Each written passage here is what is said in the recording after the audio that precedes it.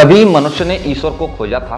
आज मनुष्य सिस्टम को पूज रहा है और सबसे अजीब बात है कि उसे पता भी नहीं कि यह पूजा है। हम कहते हैं नियम, प्रोसेस, सिस्टम ऐसा ही है और यहीं से सोच चुप हो जाती है। प्राचीन समय में ईश्वर डर पैदा नहीं करता था, वह प्रश्न जगाता था। आज सिस्टम प्रश्न से डरता है और डर पैदा करता है, क्योंकि जो प्रश्न पूछेगा वह नियंत्रण में नहीं रहेगा।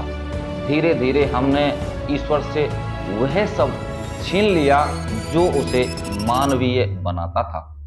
करुणा, मौन, संवाद और सिस्टम को दे दिया सत्ता, नियम, दंड। आज हम किसी मंदिर में नहीं, किसी दफ्तर में सबसे ज्यादा डरे हुए होते हैं। क्यों? क्योंकि ईश्वर गलती माफ कर सकता था, सिस्टम नहीं करता।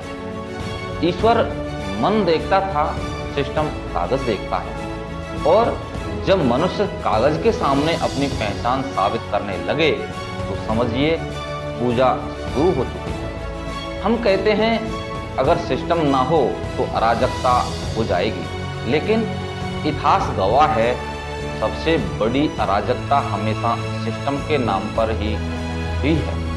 क्योंकि सिस्टम जिम्मेदारी नहीं लेता, वह कहता है यह नियम है और नियम के पीछे छिपकर हर अन्याय वैध हो सकता है। आज मनुष्य ईश्वर से नहीं, सिस्टम से अनुमति मांगता है, जीने की, बोलने की, सोचने की। और सबसे खतरनाक बात, हमने इस अनुमति को सामान्य मान लिया।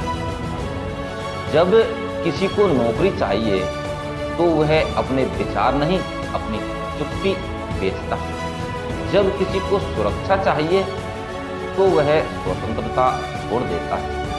और जब डर रोजमर्रा का हिस्सा बन जाए तो पूजा अनजाने में होने लगती है। यह वीडियो सिस्टम के खिलाफ नहीं है, यह अंधी आस्था के खिलाफ है।